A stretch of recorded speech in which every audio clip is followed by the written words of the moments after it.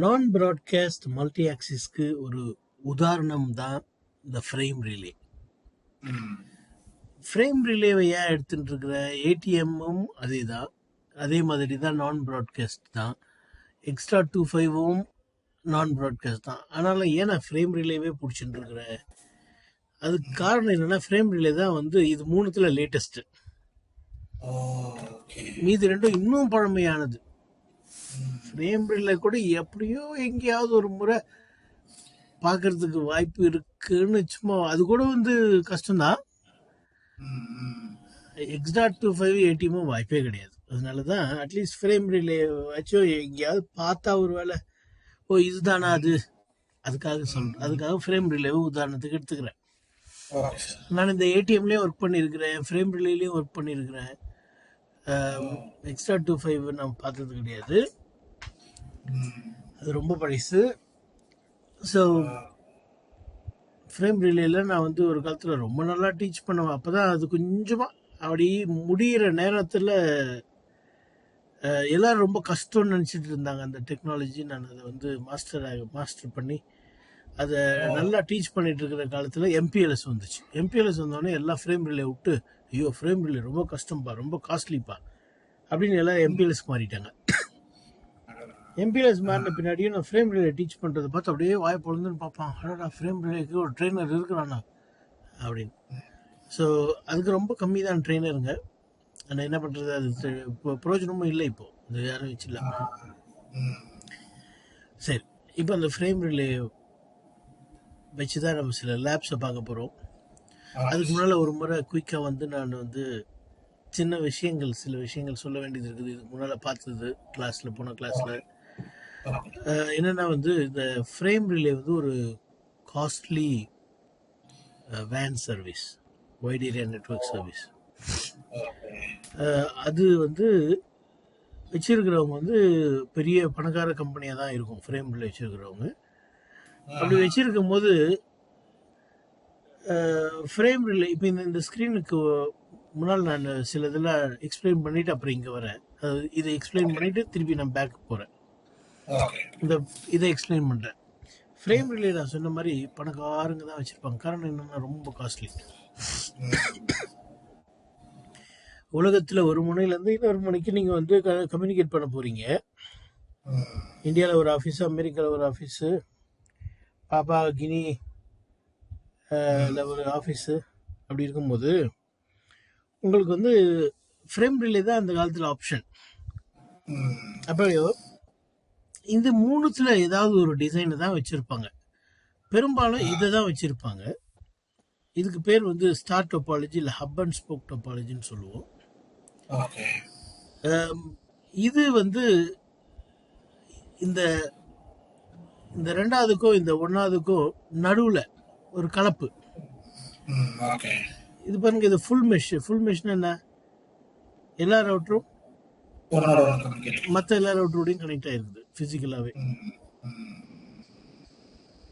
இதில் பார்த்தீங்கன்னா இந்த 3 ரவுட்டரும் கனெக்ட் ஆகிருக்கு அந்த மாதிரி. ஆனால் இது ரெண்டும் தனியாகிடுச்சு. ஸோ இது ஹப் அண்ட் ஸ்போக் மாதிரி இருக்குது, இது ஃபுல் மெஷ் மாதிரி இருக்குது. ரெண்டும் கலந்த கலவை. அதனால இதுக்கு வந்து பார்ஷியல் மெஷ்ன்னு பேர். பார்ஷியலாக மெஷ் ஆயிடுது, ஃபுல் மெஷ் கிடையாது, பார்ஷியல் மெஷ்.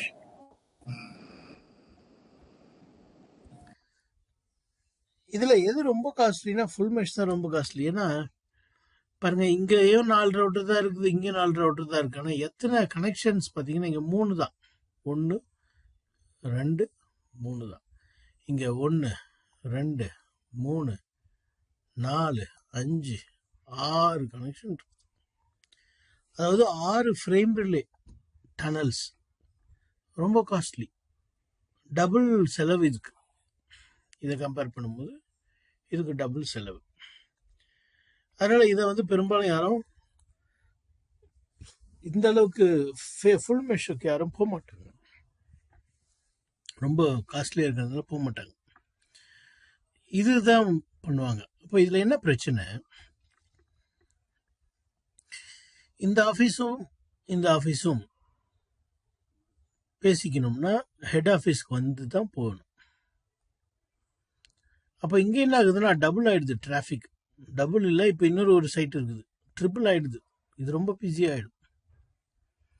ஆனால் என்ன காஸ்ட் கம்மியாகுது பாருங்க. உங்களுக்கு ஃப்ரேம் ரிலே வந்து 3 link, 3 tunnel, 3 frame relay connection வாங்கினா போதும். இந்த 4 ஆஃபீஸும் ஒன்னோட ஒன்று தொடர்பு கொள்ள முடியும். ஆனால் எல்லா தொடர்பும் ஹப்பு வழியாக தான் போகணும். ஹெட் ஆஃபீஸ்ன்னு வச்சுக்கலாம் அந்த ஹப்பை, அந்த ஹப்பு வழியாக தான் போகணும். ஆனால் இங்கே அப்படி கிடையாது. ஃபுல் மெஷ்ல இங்கேருந்து இவன் நேராக இப்படி பேசிக்கலாம், இவனோட இப்படி பேசிக்கலாம், இவனோட இப்படி பேசிக்கலாம். யாரும் வந்து ஒரு சென்ட்ரல் ரவுட்டருக்கு போயிட்டு யூட்டர்ன் அடிச்சு போக வேண்டிய தேவையில்லை. ஆனால் இங்கே என்ன பிரச்சனை? காஸ்ட்லி.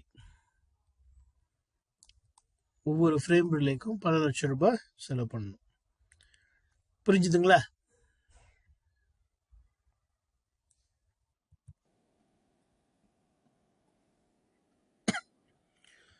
இப்போ இது புரிஞ்சிட்டோம். இப்போ பின்னால ஸ்க்ரீனுக்கு போகலாம். பின்னால ஸ்க்ரீனில் என்ன சொல்லியிருக்கிறான்? ஃபுல் மெஷ் இருந்தால் பரவாயில்லைங்க, ஃபுல் மெஷ் இருந்தால் பரவாயில்ல. எதுக்கு? இந்த டிஆர்பிடிஆருக்கு யூஸ்ஃபுல்லாக இருக்கும். ஆனால் பெரும்பாலான என்பிஎம்ஐ நெட்வொர்க் வந்து ஃபுல் மெஷ் கிடையாது. இப்போதானே பார்த்தோம் hub and spoke.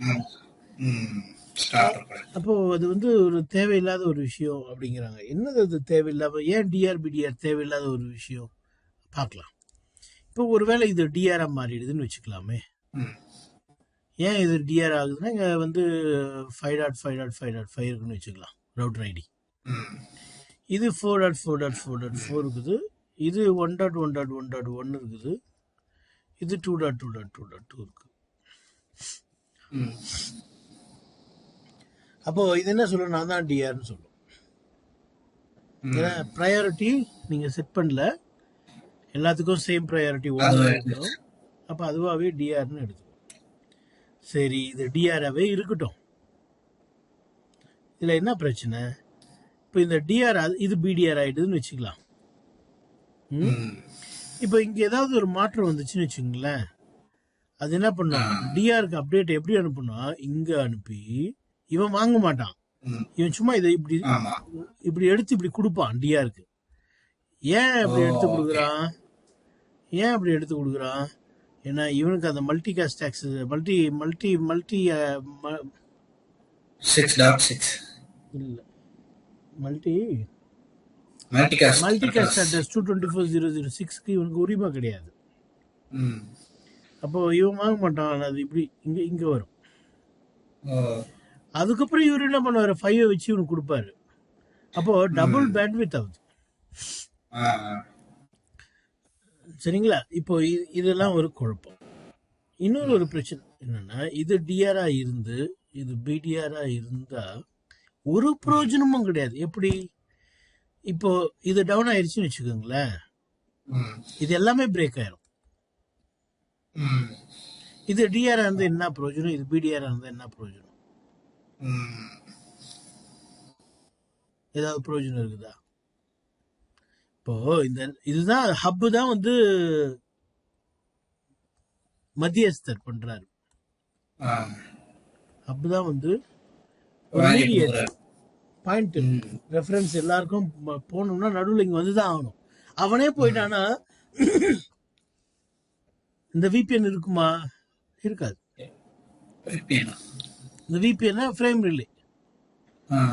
Frame relay வந்து ஒரு விபிஎன் தான், லேயர் 2 டனல். டனல்ங்கிற ஒரு வார்த்தை யூஸ் பண்ண ஏற்கனவே நான். டனல் தான் விபிஎன். அப்ப போயிடும். அப்ப இந்த டிஆர்பிடிஆர்னால எதுனா புண்ணியம் இருக்குதா? ஒரு பிரயோஜனம் இல்லை. அதுவும் இல்லாம வேன் டெக்னாலஜில வந்து டிஆர்பிடிஆர் வராதுல்ல சார், சீரியல் கேபிள் கனெக்ட் பண்ணிருக்கனால. இங்க சீரியல் இருந்தாலும் நடுவில் ரன் ஆயிட்டு இருக்குது என்னது? Frame relay. இதுல டிஆர்பிடிஆர் வரும். அதுதான் இவனு இங்க தெளிவா சொல்லியிருப்பாங்க பாருங்க. OSPF considers NBMA to be like other broadcast media. அப்படின்னா என்ன அர்த்தம்? ஐயா, பாயிண்ட் டு பாயிண்டா இருந்தாலும், NBMA-வா இருந்தாலும் இது பாயிண்ட் டு பாயிண்ட் மாதிரியா இருக்கு, இது மல்டி பாயிண்ட். இது ஒரு பாயிண்ட், இது ஒரு பாயிண்ட், இது ஒரு பாயிண்ட், இது ஒரு பாயிண்ட். சீரியல் லிங்க் தான் யூஸ் ஆகுது, ஆனா இது ஒரு மல்டி பாயிண்ட். மல்டி பாயிண்ட் இருக்க இடத்துல எல்லாம் என்ன வரும்? ப்ராட்காஸ்ட் வரும். ப்ராட்காஸ்ட் பாருங்க, இந்த ஃப்ரேம் ரிலே சுவிட்ச் வந்து ஈத்தர்நெட் போர்ட்ல சீரியல் போர்ட் சுவிட்ச். இப்போ நம்ம நார்மல் சுவிட்ச்ல எல்லாம் வந்து ஈத்தர்நெட் போர்ட் மட்டும் தான் இருக்கும், சீரியல் போர்ட் இருக்காது. ஆனா ஃப்ரேம் ரிலே சுவிட்ச்ல ஈத்தர்நெட் போர்ட் இருக்காது, சீரியல் போர்ட் மட்டும் தான் இருக்கும். ஓ, ஃப்ரேம் ரிலே சுவிட்ச் இருக்கா சார் தனியா? ரொம்ப காஸ்ட்லி காமிக்கிறேன். ஃபுல்லா சீரியல் போர்ட்டா இருக்கு. ஆமா, இது நார்மல் ரவுட்டர்ல கூட நீங்க வாங்கி ஒரு நல்ல ஃபாஸ்டா இருக்கிற ரவுட்டர்ல வாங்கி இந்த மாடியூலை எடுத்து இன்சர்ட் பண்ணிக்கலாம். நார்மல் ரவுட்டர், iOS ரவுட்டர் இருக்குல்ல, ஆமா சார். iOS ரவுட்டர்ல பாருங்க, இது சிஸ்கோனோடி தான் இந்த product. Cisco NM creates a frame relay switch. இது ஒரு ரவுட்டர்ல வாங்கி என்ன பண்ணுவாங்க, அது இந்த மாதிரி இன்சர்ட் பண்ணுவாங்க. இப்படிதான் இருக்கும் அது. இது நம்ம வீட்லயே இருக்குது, ஆக்சுவலா என்கிட்ட இருக்குதுங்க. இது வந்து சுவிட்சா ரவுட்டரா சார்? இது சுவிட்ச் நீங்க ரவுட்டருக்குள்ள போட்டு ஃப்ரேம் ரிலே சுவிட்சை ரவுட்டருக்குள்ளேயே நீங்க சிமுலேட் பண்ணலாம். அது ரவுட்டராகவும் வேலை செய்யும், அதே சமயத்துல சுவிட்சாகவும் வேலை செய்யும். ஃப்ரேம் ரிலே சுவிட்ச் ஒரு போர்டு. போர்டு இது வெறும் டிவைஸாவே கூட வருது. போர்டா லேட்டர் டேஸ்ல வந்துச்சு. ஐஓ மாடியூல்னு சொல்லுவாங்க. இப்போ இது வெறும்னே $45,000 தான். ஒரு காலத்துல இது $4,500 மேல இருந்துச்சு.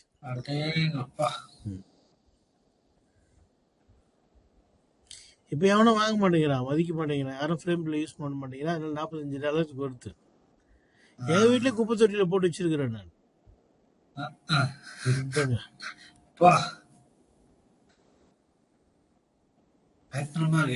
இப்ப நீங்க $5 கொடுத்தீங்கன்னா கூட அது எவனும் வாங்க மாட்டான். $5 செல்லவே செல்லாது இப்பெல்லாம் இந்தியாவில், $10 தான். ஆனாலும் அந்த $5 கொடுத்தீங்கன்னா கூட வாங்க மாட்டான்.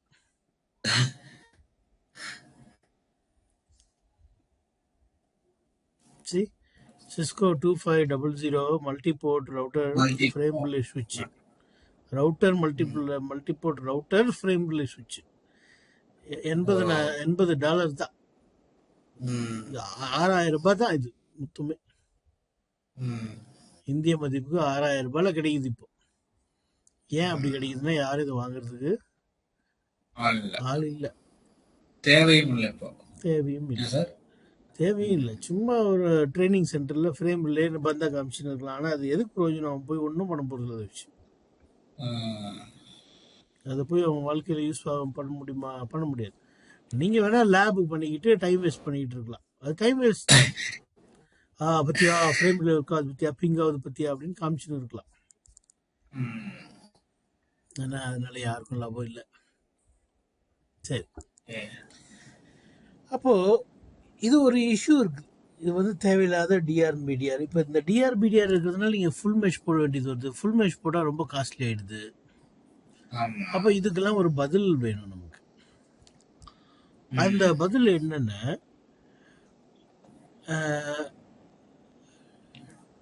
உங்களுக்கு ஞாபகம் இருக்கா? ப்ரையாரிட்டி 0ன்னு போட்டால் என்ன ஆகும்? இந்த பதிலே சொல்ல மாட்டேங்கிறாரு இவரு. ப்ரையாரிட்டி 0ன்னு போட்டா என்ன ஆயிடும்? இங்க அது வந்து டிஆர்பிடிஆர் எப்பயுமே ஆகாது. ரொம்ப சந்தோஷம், அப்படி பண்ணிடலாம். இது ஒரு மெத்தட் இதை சால்வ் பண்றதுக்கு. ப்ரையாரிட்டி 0ன்னு போட்டீங்கன்னா அந்த தேவையில்லாத டிஆர்பிடிஆர் எலெக்ஷனை நீங்க சந்திக்க வேண்டியது வராது. அப்போ டிஆர் இங்க யார் மட்டும் தான் ஆவா? இந்த ஹப் மட்டும் தான் டிஆர் மாறும், பிடிஆர் கூட கிடையாது. இது மட்டும் டிஆரா இருக்கும். அது ஓகே. இப்போ யாருக்கு என்ன பிரச்சனைனாலும் டிஆருக்கு வந்து சேரும். அவன் என்ன பண்ணுவான்? மற்றவங்களுக்கு கொடுத்துருவான். அது ஓகே. புரிஞ்சுதா? இது ஒரு சொல்யூஷன். இந்த பேஜ்ல இருக்கிற ப்ராப்ளத்துக்கு இது சொல்யூஷன். இதுதான் ரியல் வேர்ல்ட்ல இந்த காலத்துல யூஸ் பண்ணும். ஹப் ரவுட்டர்ல மட்டும் ப்ரையாரிட்டி 0ன்னு செட் பண்ண மாட்டோம். ஸ்போக்ஸ்ல எல்லாம் போயிட்டு 0 செட் பண்ணுவோம். சரி, இன்னும் வேற என்ன விஷயம் போன பேஜ்ல சொல்றாங்கன்னா, இந்த லாஸ்ட் பாயிண்ட், இது என்பிஎம்ஏங்கிறதுனால, நான் ப்ராட்காஸ்ட் மல்டி ஆக்சஸ்ங்கிறதுனால நெய்பர் வந்து ஹலோ பேக்கெட் அனுப்பி லேர்ன் பண்ணாது. ஆஹா. இப்போ பாயிண்ட் டு பாயிண்ட்லயும் ப்ராட்காஸ்ட்லயும் என்ன பார்த்தோம்னா, ஹலோ பேக்கெட் 10 செகண்டுக்கு ஒரு முறை போயிட்டு பேராமீட்டர்ஸ்ல மேட்ச் ஆச்சுன்னா நெய்பர் அதுவாகவே டைனமிக்கா ஆட்டோமேட்டிக்கா டிஸ்கவர் பண்ணிக்கும்னு பார்த்தோம். ஆமா சார். ஆனா இங்க ஹலோ பேக்கெட்டையே அனுப்பாது. ஏன் தெரியுமா அனுப்பாது? இது நான் ப்ராட்காஸ்ட். நான் ப்ராட்காஸ்ட்னா நிறைய துட்டு கொடுத்துருப்போம்னு OSPF டிசைன் பண்ணவனுக்கு தெரியும். நிறைய காசு கொடுத்து தான் அந்த ஃப்ரேம் ரிலே கனெக்ஷன் வாங்கி வச்சிருப்பாங்க. நம்ம பாட்டுக்கு இந்த புரோட்டோகாலை வந்து 10 செகண்டுக்கு ஒரு முறை ஹலோ பேக்கெட் அனுப்புன்னு சொன்னா அது போயிட்டு எல்லா காசையும் சாப்பிட்றோம். ஃப்ரேம் ரிலே காசு. இந்த ஹலோ பேக்கெட்ஸ் பேண்ட்வித் பிடிக்கும் இல்லையா அந்த காலத்துல? ஏன்னா இப்ப இருக்கிற மாதிரி கிகாபிட் ஈத்தர்நெட்டா இருந்துச்சு கிடையாது. வெறும் நார்மல் ஈத்தர்நெட் கேபிள், அதுவும் சில சமயம் டெலிஃபோன் ஒயர் வழியா 56 kbps எல்லாம் இருந்துச்சு, 25 kbps எல்லாம் இருந்துச்சு கனெக்ஷன். இப்ப எவனும் 100 மெகே மதிக்க மாட்டேங்கிறாங்க. அப்ப அந்த சூழ்நிலையில தான் இந்த ஃப்ரேம் ரிலே இருந்துச்சு. 56 kbps 1 மெக் கூட கிடையாது, 1 மெக் கூட கிடையாது. அந்த சூழ்நிலையில தான் இந்த ஃப்ரேம் ரிலே இருந்துச்சு. அப்போ இது பாட்டுக்கு ஹலோ பேக்கெட் அனுப்புறேன்னு அனுப்பி பேண்ட்வித் எல்லாத்தையும் எடுத்துக்கிச்சுன்னா ஃப்ரேம் ரிலே பல 1000 லட்சம் கொடுத்து மாசம் சந்தா கட்டிட்டு இருக்கிறவங்க என்ன பண்ணுவான்? இந்த புரோட்டோகால் சரியில்லைப்பா அப்படின்னு சொல்லி தூக்கி போட்டுருவான் இல்லையா? அது நடக்காம இருக்கணுங்கிறதுக்காக, அந்த மாதிரி எதுவும் ஆயிடக்கூடாதுங்கிறதுக்காக ஆட்டோமேட்டிக்கா நெய்பர் டிஸ்கவர் பண்ணக்கூடாது. நீ என்ன பண்ணு, நெய்பரை சொல்லு, அதுவா யூனிகாஸ்ட் பண்ணி நெய்பர் ஃபார்ம் பண்ணிக்கும். ஹலோ வந்து மல்டிகாஸ்ட் யூஸ் பண்ணும் இல்லையா? இதே நீங்க ஒரு நெய்பர், இவன் தான் நெய்பர், இதுதான் அவனுடைய IP அட்ரஸ் நீங்களே கொடுக்கணும். அப்போ அந்த பாயிண்ட் டு பாயிண்ட் மாதிரி, அப்போ அந்த IP அட்ரஸ்க்கு போயிட்டு இது வந்து நான் உன்னோட நெய்பரா இருக்கிறேன் அப்படின்னு சொல்லி ஒரு யூனிகாஸ்ட் பேக்கெட் அனுப்பும். அவன் ஒத்துக்கினானா நெய்பர் ஆயிடும். சரியா? கனெக்ஷன் லைவ்ல இருக்கான்னு பாக்கிறதுக்கு தான் சார் ஹலோ பாக்கெட். நல்ல விஷயம். அடுத்த மேட்ரு, இப்போ டிஸ்கவர் பண்றதுக்கு தான் ஹலோ பாக்கெட். அது ஒத்துக்கிறீங்களா? இப்போ நம்ம டிஸ்கவர் பண்ணிட்டோம் இல்லையா? டிஸ்கவர் பண்ண பின்னாடி டிஸ்கவர் பண்ண நெய்பருக்கு மட்டும் 30 செகண்டுக்கு ஒரு முறை தான் ஹலோ பேக்கெட் அனுப்பும். ஏன்னா 10 செகண்டுக்கு ஒரு முறைனா பேண்ட்வித் ஒவ்வொரு 10 செகண்டுக்கு ஒரு முறையும் கன்சியூம் பண்ண வேண்டியதா இருக்கும். அதனாலதான் வேன்ல பாத்தீங்கன்னா ஹலோ டைமர் என்னது 30 செகண்ட்ஸ். 10 ஞாபகம் ஆரம்பத்துல சொன்னேன்.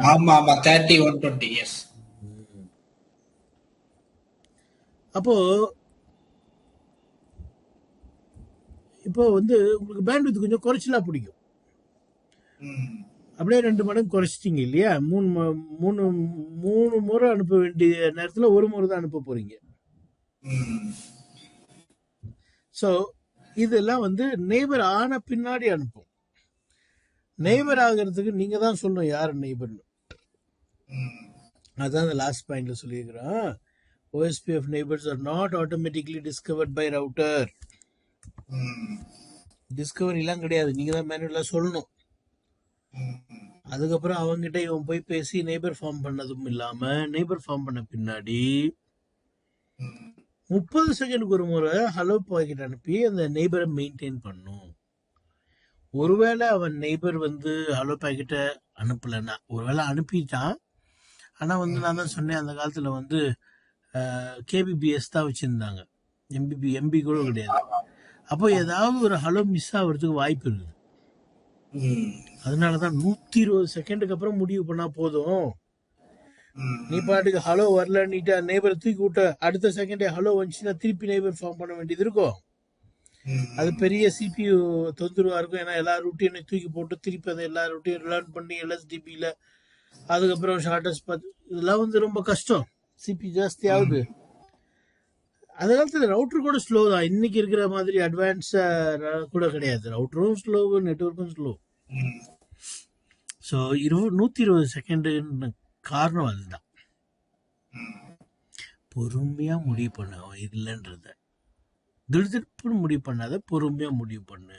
புரிஞ்சா? சரி.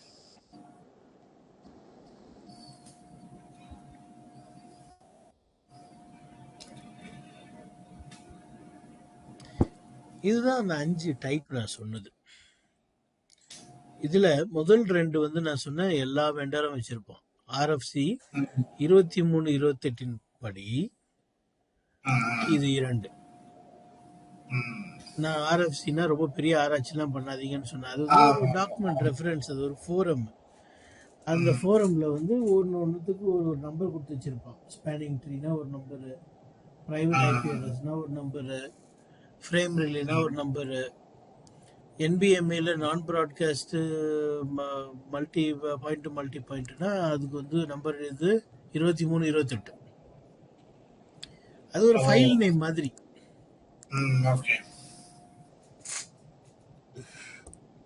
இந்த ஸ்டாண்டர்ட் எல்லாம் குறிப்பிடுறதுக்கு ஒவ்வொரு ஸ்டாண்டர்டுக்கு ஒரு நம்பர் இருக்கு. ஆமா, இபிகோ 420ன்னு ஒரு நம்பர் இருக்குது இந்தியாவில். 429 என்னது? திருட்டு பசங்க அர்த்தம். 420 என்னது? திருட்டு பசங்கன்னு அர்த்தம். அதுதான் வந்து 420 நம்பர் கொடுத்துருக்குறாங்க. 420ங்கிற சட்டம் என்ன சொல்லுது? இந்திய சட்டம் 420ங்கிறது நல்ல நம்பர் தான். இந்தியாவில் வந்து அது 420னா வந்து ஃப்ராடுங்கிறத வந்து இங்கிலீஷில் ஃப்ராடுன்னு சொல்றதுக்கு பதிலாக 420ன்னு சொல்லுவாங்க. சட்டம் பேசுகிறாங்களாமா, சட்டம் தெரியுமாமா, சட்ட நம்பரை வச்சு பேசிக்கிறாங்களாமா. ஏன்னா திருடனுக்கு முன்னால் திருடன்னு சொல்லிட்டீங்கன்னா அவன் ஹர்ட் ஆகிடுவானா. திருடன் சொன்னால் அவனுக்கு வந்து ஹர்ட் ஆகிடும். அதனால அவனுக்கு வந்து திருடன் சொல்லக்கூடாது. கோடு வேர்டு வச்சு இப்போ பேசிக்கிறாங்க. இப்போதான் ஊருக்கே தெரியுமே 420னா என்ன சொல்ல வராங்கன்னு. சரி, அப்பப்பா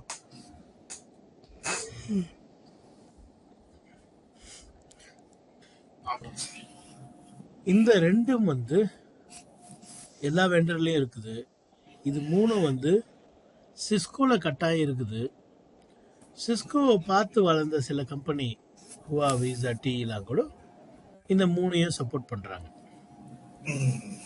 சரி, இப்போ நம்ம பாயிண்ட் டு மல்டி பாயிண்ட் நான் ப்ராட்காஸ்ட் பாயிண்ட் டு பாயிண்ட். இது பாருங்க, இதையும் சேர்ந்த மாதிரி சிஸ்கோ ஒன்று டிசைன் பண்ணியிருக்கு. அப்படின்னா என்ன? இதுல இருக்கிற சிறந்ததை எடுத்து இதுல இருக்கிற சிறந்ததையும் எடுத்து ஒரே ஒரு ஃபீச்சரா போட்டு வச்சிருக்கிறான். அதனாலதான் பேர் அந்த மாதிரி கொடுத்துருக்கான். இதுல பெஸ்ட்னு சொன்னா என்னன்னு தெரியுமா? Neighbours are manually configured. நான் சொன்னேன் இல்லையா, நான் ப்ராட்காஸ்ட்ல நெய்பர் வந்து மேனுவல் தான். அது சிறந்தது என கருதப்படுது. ஏன்? ஹலோ பேக்கெட்ஸ் அனுப்புனா பேண்ட்வித் ஆகும். அதையும் இதுல ஒரு சிறந்தது இருக்குது. என்ன தெரியுமா? டிஆர் பிடிஆர் இல்லை. இது ரெண்டுத்தையும் இணைச்ச ஒரு ஃபீச்சர் தான் பாயிண்ட் டு மல்டி பாயிண்ட் நான் ப்ராட்காஸ்ட். ஆனா இதுல நெய்பர் வந்து டைனமிக்கா டிஸ்கவர் ஆகும். இதுல மேனுவல், இதுல டைனமிக். நமக்கு சரியானா என்பிஎம்ஏல டைனமிக் நமக்கு சரியில்லை, நமக்கு செட் ஆகாது. அதனால சிஸ்கோ பார்த்துச்சு, ரைட்டு, இதுல இருக்கிற பெஸ்டையும் சேர்த்து நான் உனக்கு ஒன்று கொடுக்குறேன் அப்படின்னு இதை கொடுத்துருச்சு. இது 3த்துக்கும் ஒரு பொருத்தம் இருக்குது. என்னன்னா டைமர் வந்து 30, 220. இது 2க்கும் உங்களுக்கு சொல்லவே வேணாம், இது ஏற்கனவே உங்களுக்கு தெரியும். நார்மலா ப்ராட்காஸ்ட் என்விரான்மெண்ட்ல என்னவோ அதே தான் இங்கேயும். இதுலயும் டிஆர் இருக்குது. என்னென்னலாம் நீங்க நார்மலா பாத்தீங்களோ அது எல்லாமே இங்க இருக்குது. நெய்பர் டைனமிக்கா டிஸ்கவர் ஆகும். Timer 10 and 40. ஓகே. இங்க நோ டிஆர் 10 and 40. இப்போ என்பிஎம்ஏல ப்ராட்காஸ்டினுடைய அனுபவம் வேணும்னா இதை எனேபிள் பண்ணிக்கலாம். என்பிஎம்ஏ தான், ஆனால் எனக்கு என்பிஎம்ஏ மாதிரி தெரியக்கூடாது, ப்ராட்காஸ்ட் மாதிரி தெரியணும்னா இது போட்டுக்கலாம். என்பிஎம்ஏல எனக்கு பாயிண்ட் டு பாயிண்ட் அனுபவம் வேணும்னா இதை போட்டுக்கலாம். ஆனால் ஃபர்ஸ்ட் நீங்கள் என்பிஎம்ஏல வேலை செஞ்சீங்கன்னா தான் இது தேவைப்படும். தான் வேலை செய்ய மாட்டீங்களே. சரி, இதனுடைய இன்னும் விளக்கமாக ஒவ்வொரு மெயினானது இப்போ நான் சொல்லி முடிச்சிட்டேன். இந்த 5த்துக்கும் உள்ள வித்தியாசம் பேசிக்கிட்டே சொல்லிட்டேன். மெயின் வித்தியாசங்கள் நான் சொல்லிட்டேன். முதல்ல என்னது, நான் ப்ராட்காஸ்ட்டு மேனுவலாக நெய்பர் கன்ஃபிகர். ரெண்டாவதுல அதுவாகவே ஃபார்ம் ஆகிடும், ஆனால் டிஆர் இருக்காது.